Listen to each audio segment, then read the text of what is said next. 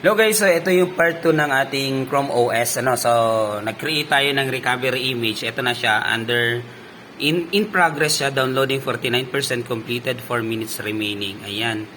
Then, ito, pa din yung ating flash drive. So, antayin nyo lang yan na matapos. Then, after that, pag okay na, then, pwede nyo na siyang gamitin. Anak. Alright. Sige. Sige, antayin natin matapos.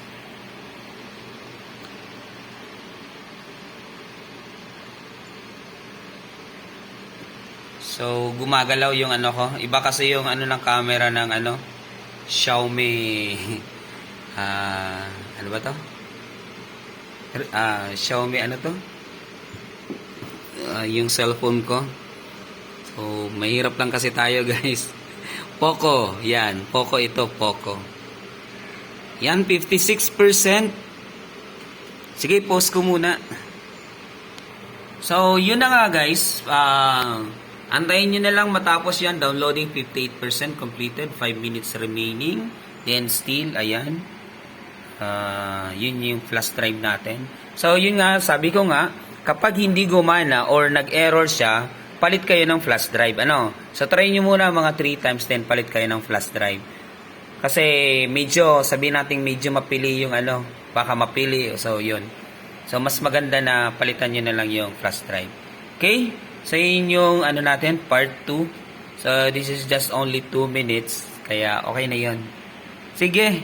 And, good afternoon. Ayan, nandito pa din tayo. Nag-post lang tayo. Ayan, so, 67% completed, 4 minutes remaining. Still ongoing, same flash drive.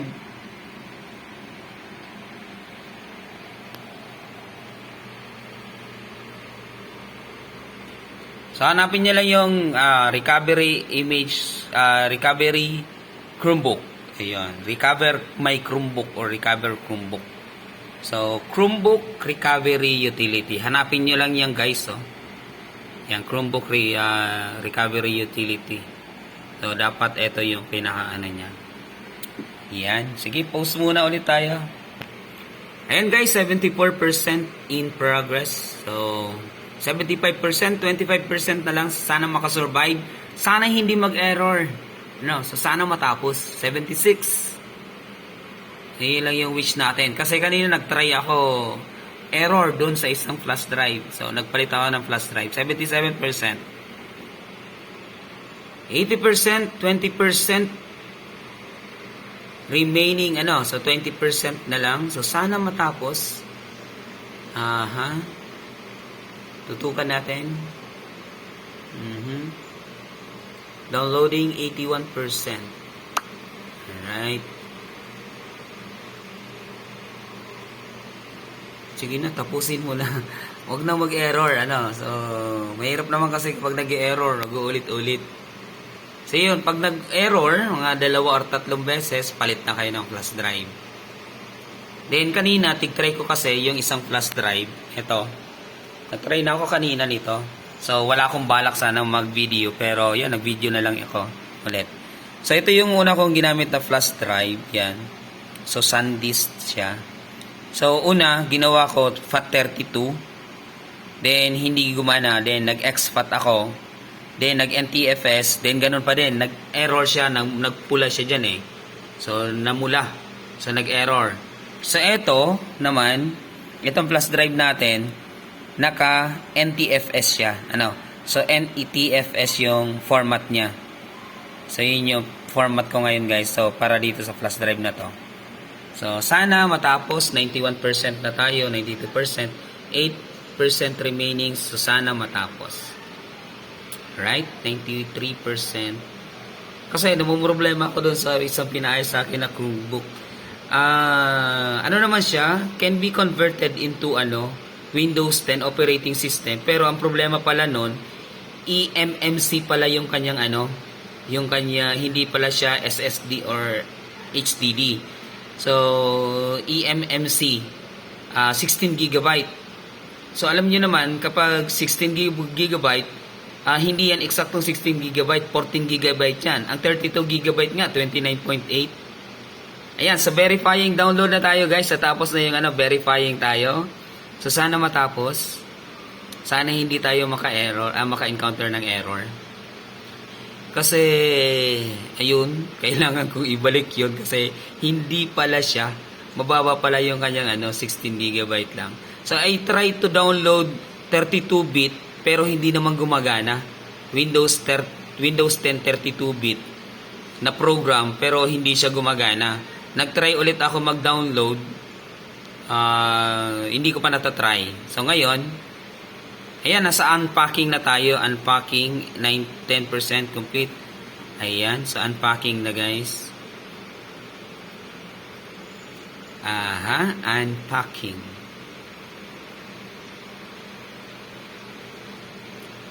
So yun nga, nagtry nga ako mag-download ng Windows 10 operating system kasi meron ako operating system. Madami naman ako operating system ng mga Windows 10 pero 64-bit. So yung pala, yung 64-bit, ang pinaka-requirements nun, at least 16 GB. 20 GB, 64-bit. So, nandun, then nag-error siya. So, ang error niya, at least daw 16 GB. 16 naman yun. Pero kung titingnan natin yung pinakang talaga, 14 lang yan. So palagi yan -2 or -3. So in terms of gigabyte, so ganun. Kaya don't expect yung 16 GB ninyo, 16 talaga yan. Minsan 15 yan, minsan 14.9. So 15 lang yan, Yan, unpacking 8891. Oh, yun. This is the problem. Ito yung problemang na-encounter ko. Unable to unzip files. Please check if your device has enough space and try again. So, yun. Ito, nandun na eh. Ilang percent na lang eh. Come on. Ewan, baka magbabayad muna tayo nito. Kasi ito, show advanced settings, select a recovery channel. So, stable, long-term support, enterprise only, long-term support, candidate, enterprise only. Ano ba yung pipiliin natin dito? So, piliin nga natin yung long-term, enterprise, candidate, enterprise. Try nga natin yan.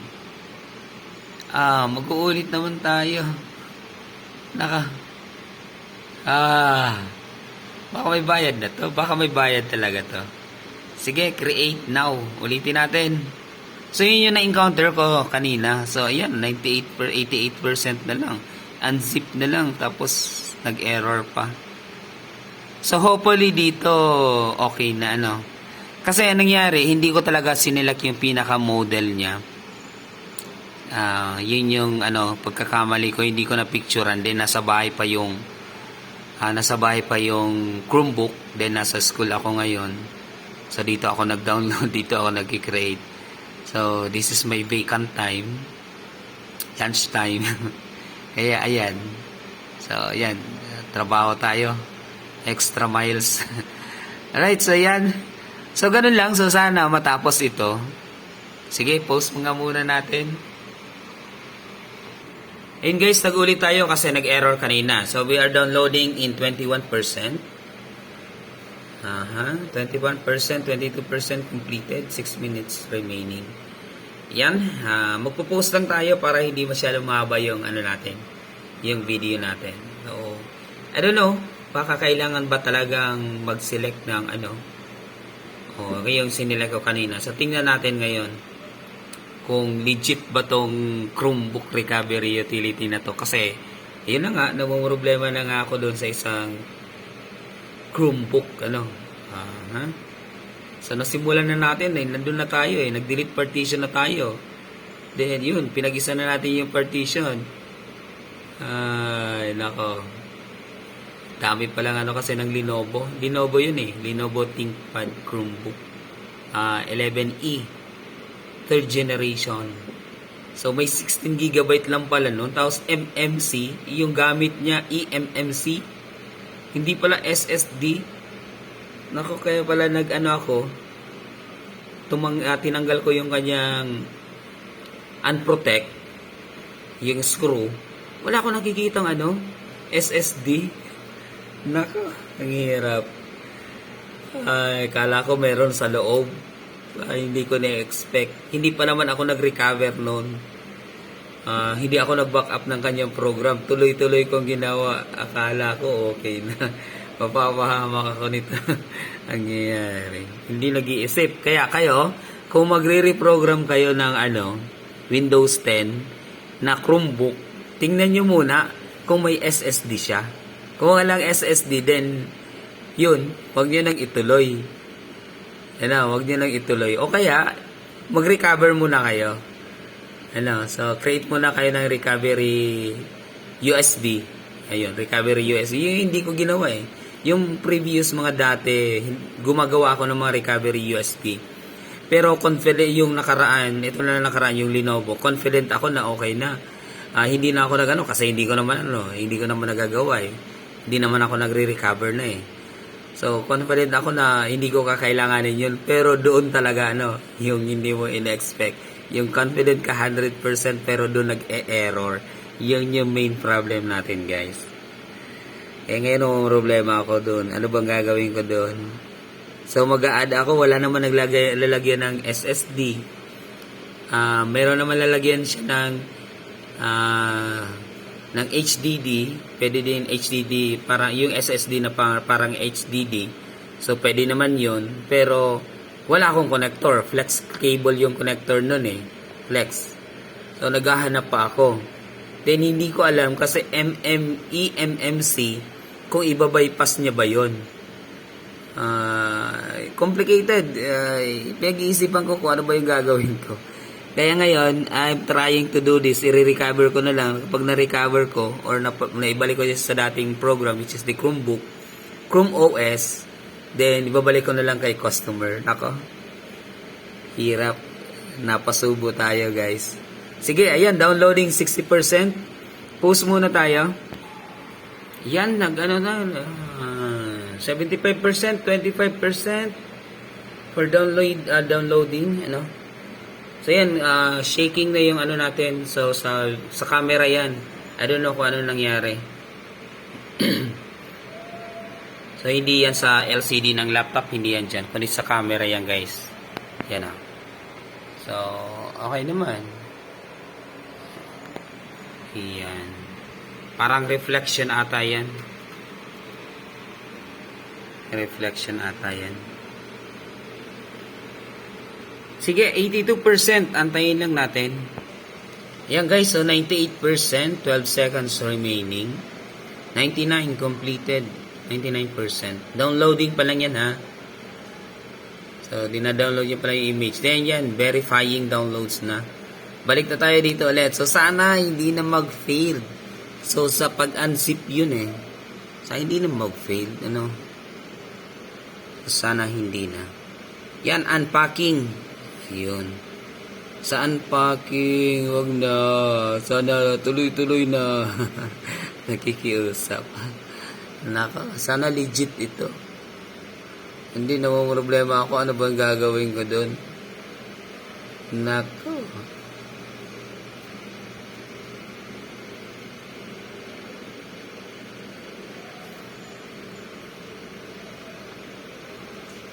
So, pag hindi nangyari to, nako, maghanap ako ng 32-bit.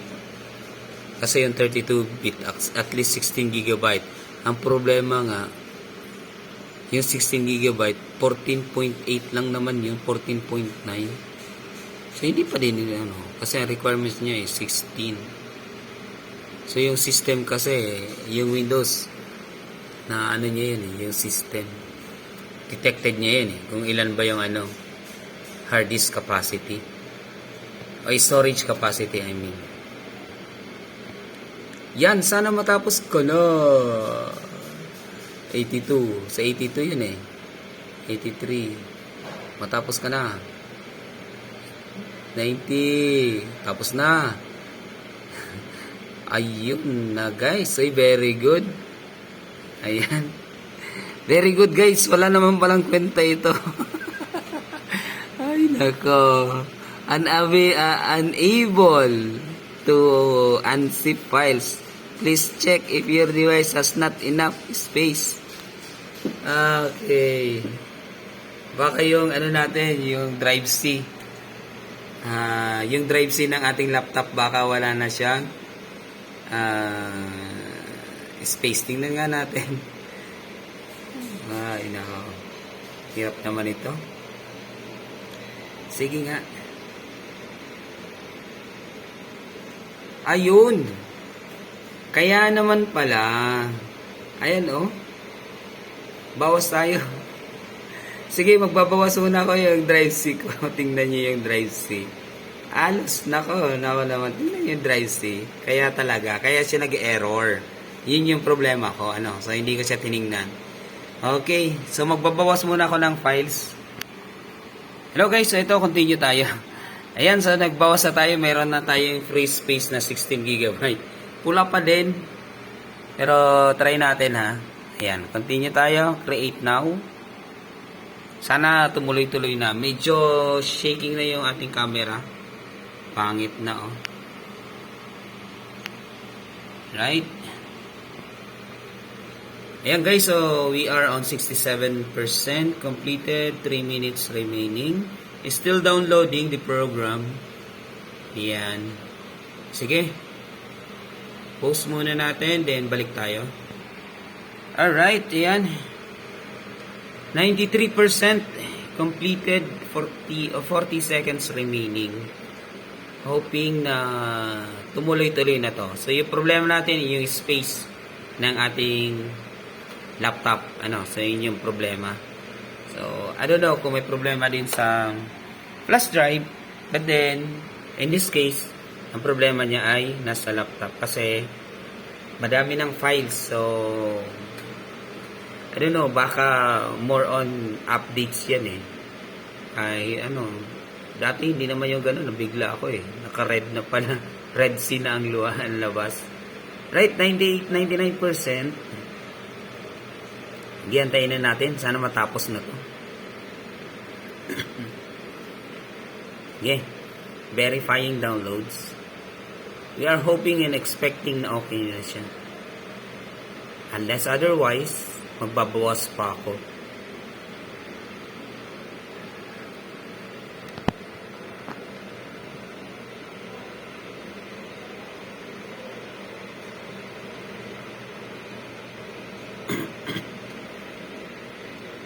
Ayan na, unpacking.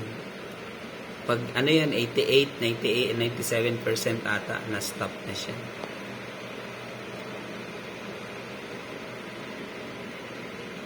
Sige. So, sana okay na.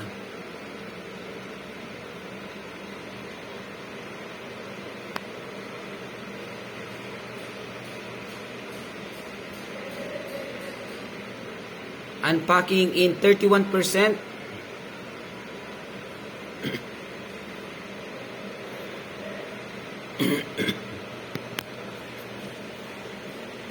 So, pangatlong beses na natin to ngayon sa video na to. Pero may mga free use pa ako. Hindi lang ako nag-video. Kasi ganun yung error din eh. Kala ko flash drive.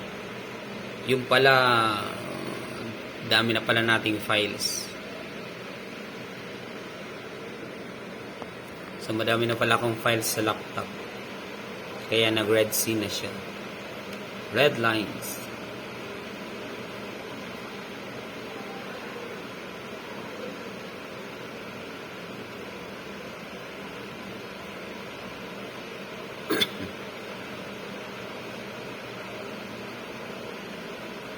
$91. Don't create an error. 98, 99. Writing, yan. Oops. What happened? Ayun. So, writing, then, yes. So, yan. Yes lang natin yun. Then, that's it. Yan. Ayun, in progress na din siya. Writing na siya. Okay. So, pinapasok na dito sa ating flash drive. Ayan, oh. Ayan. Sige nga. So, sana matapos. Sana matapos. Nako, para hindi tayo magka-problema. Sabi nga nila, lahat naman daw ng problema, may solution yan. Ano? Kaya, hanapin mo lang yung solution. Sige, writing in 0%. So, post muna natin. Tingnan natin kung magtuloy-tuloy. Ayan guys, medyo matagal. Kanina pa, writing 0% completed. Ano ba to? First time ko kasi dito maka-encounter. First time ko dito gawin. Sana. Yan, so kung ginagawa nyo na to, then naging progressive yung inyong ginawa. So, pa-comment naman kung nagawa ninyo.